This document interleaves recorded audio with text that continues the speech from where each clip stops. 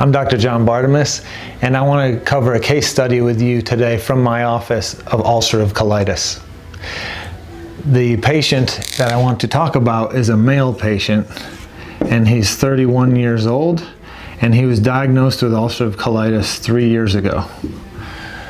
And it's important to know his history because many of you out there are probably suffering from the same things if all you've had is conventional medical treatment. Now, this patient had tried 4 biologic medications: Humira, Entyvio, Rinvoq, and Tremfya. He reports that none of those 4 created significant benefit for him.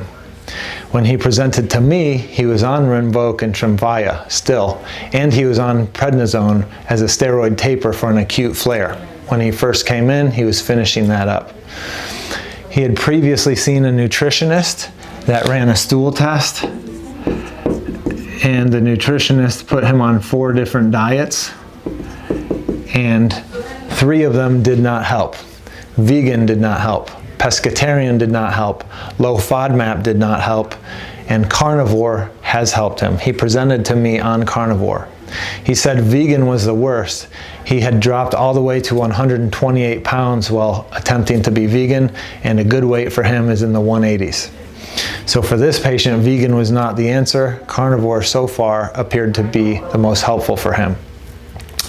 Now, what was he dealing with when we did testing? Before we dive into that, I want to tell you, again, he presented on Rinvoq and prednisone, and both of those medications have the possible side effects of GI perforation, which is a hole in your colon or in your GI tract somewhere. We don't want that when you have ever, right? But when you have ulcerative colitis, you're already dealing with ulcers or kind of half holes in your GI tract. So we don't want to create more holes. Rinvoq also brings along with it the risk of cancer and viral infections. Tremfya, before we go there, prednisone also brings with it the risk of low potassium, which will be important here in a moment. Tremfya brings with it the risk of infection, diarrhea, which if you're familiar with ulcerative colitis, diarrhea is already pretty frequent, and gastroenteritis is a risk of Tremfya. Regardless of whether you have ulcerative colitis or not, for whatever reason you may be taking Tremfya, gastroenteritis is a potential adverse event. Well, gastroenteritis is inflammation of the GI tract, which we're trying to fight, okay? So, what did testing show in this patient? Testing on this patient revealed lab high, okay? Lab high white blood cells. I said he came in a flare. Well, when you're flaring with an autoimmune disease, the immune system may be too high, okay? It depends how long an acute or chronic your issue has been. He came in acutely flared with white blood cells, even though he was finishing up a steroid taper. He also came in with lab high neutrophils, absolute neutrophils. And with those lab high neutrophils was lab high myeloperoxidase, which is the oxidative stress component that neutrophils create that drives inflammation and significant tissue damage. So getting the neutrophils down is going to be very important in this patient's case, and because neutrophils are the most numerous component of the innate immune system, if we can lower the neutrophils, you'll also lower the total white blood cell count, which will be very helpful. This patient also had lab high IgE antibodies, and IgE antibodies are the antibodies that drive allergy. He also had lab high immature granulocytes, and those are immature white blood cells that are being released from the bone marrow too early to help mount a response to what his body's fighting. In this case, it's a flare of ulcerative colitis. Think of immature granulocytes as soldiers in boot camp that have not completed boot camp yet, or kids in high school that are in ROTC, right? So if we have too many immature granulocytes in the blood, these kids are being sent out to war too soon before they've completed their training. That's not good for health, and they're probably not going to efficiently kill the bad guys. And then lastly, immune-wise, his neutrophil to lymphocyte ratio, or NLR, was lab high at 3.26. Anything above 2 is lab high, and a high neutrophil to lymphocyte ratio reveals chronic systemic inflammation. So he's inflamed everywhere, okay? And it also reveals increased cardiovascular risk. There's over 1,000 papers on neutrophil to lymphocyte ratio and how important it is. So again, getting that down is crucial, and the way you do that is lower the neutrophils. So we can see one key part of his case is to lower neutrophils, which will create many benefits for us. It'll lower neutrophils, lower neutrophil lymphocyte ratio, lower white blood cell count, lower myeloperoxidase, lower tissue damage and immune inflammation. What else did we see? He had lab low vitamin B3. Well, if you're into the health blogs at all, vitamin B3 is niacin or NAD+. NAD+ is needed by all of our cells to make energy and function in hundreds of enzymatic processes in the body. Key to biochemistry. If you're lab low in that, you're not going to heal well, you're not going to think well, you're not going to reproduce well, you're not going to have a healthy cardiovascular system. Got to get that number up. Another nutrient that was lab low was his potassium. Lab low potassium can drive heart rate and rhythm issues, cramping, all kinds of things. So why might that be? Think back to what we've said already. What causes low potassium? Prednisone or corticosteroids.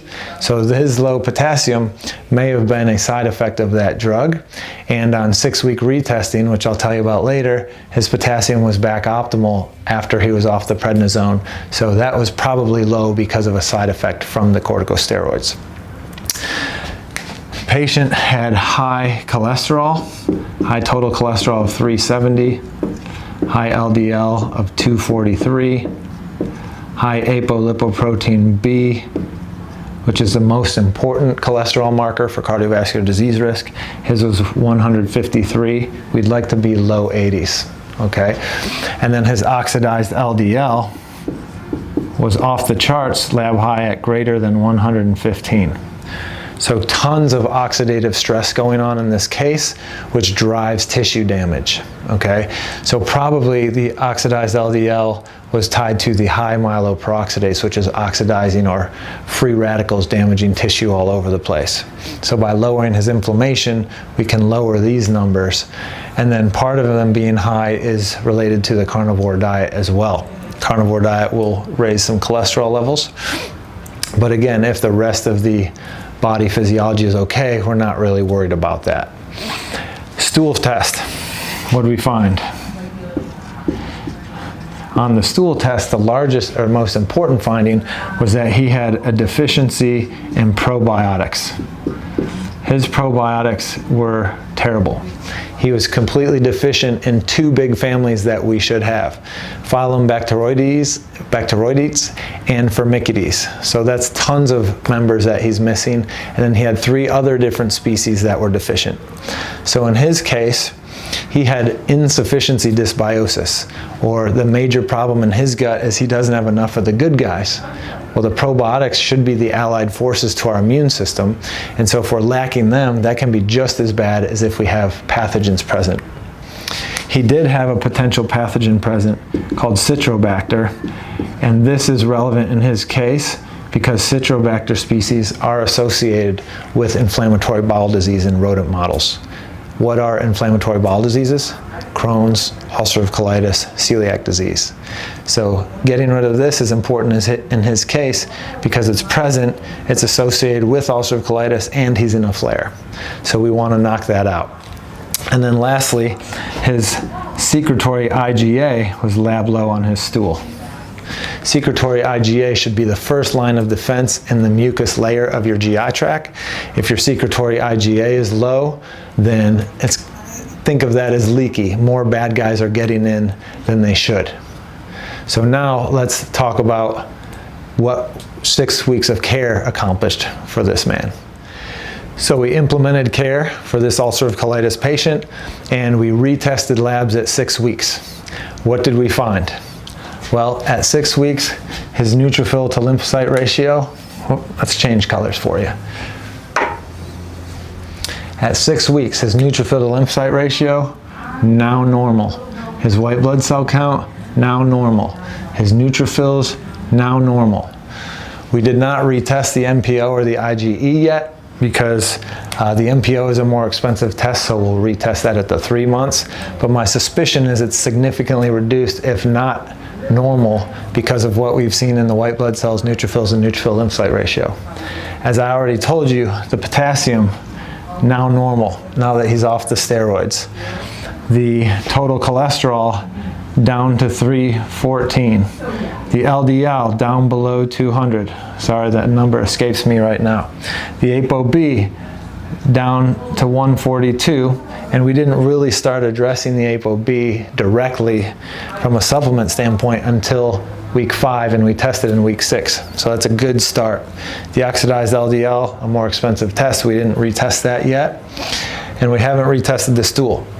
So far, amazing improvements in the labs that we did retest, and even more amazing are his subjective reports. So when we're working with a patient, we want you to feel better, or excuse me, we want to see objective lab change by seeing the under the hood lab markers change, but we also want you to feel better and see your quality of life improve. We'll take a look at his subjective reports here. He reports an 80% improvement in energy. That's big time, and suggests he's bleeding less, okay? He reports a 60% better improvement in sleep. Well, 60% better sleep is going to help you heal better and function better as a human being. Relevant to his GI specifically, he reports 80% improvement in his ulcerative colitis in 6 weeks. Massive. Okay, and he reports that he has been off Tremfya for 5 weeks straight, no backslide. In fact, he's 80% better, and he says he's had no blood in his stool in 5 weeks consecutively. He didn't achieve that on Rinvoq, Tremfya, Humira, Entyvio, prednisone. But with functional medicine and addressing the cause, he's achieved that by week 2 of his care and carried it forward for 5 consecutive weeks. And with that, when he presented to me, he weighed 155 pounds. We have the in-body scan to prove it here. Well, at his 6-week rescan, he's gained 25 pounds, including 7 pounds of skeletal muscle. So is he getting better? We know he is, objectively and subjectively, physiologically and quality of life. So if you're out there and you're suffering with ulcerative colitis, a debilitating disease that's keeping you from being able to work or be the husband or wife or son or daughter or spouse that you need to be, reach out to functionalmedicinecharlotte.com, because we do the detective work to understand what's going on under your hood, what are the key leverage points in your specific case, not some Google avatar of ulcerative colitis, but your specific ulcerative colitis. We create an individualized and specific plan for you to implement, and then we retest to see the awesome results that you create. If you'd like to embark on that journey with me, reach out at functionalmedicinecharlotte.com.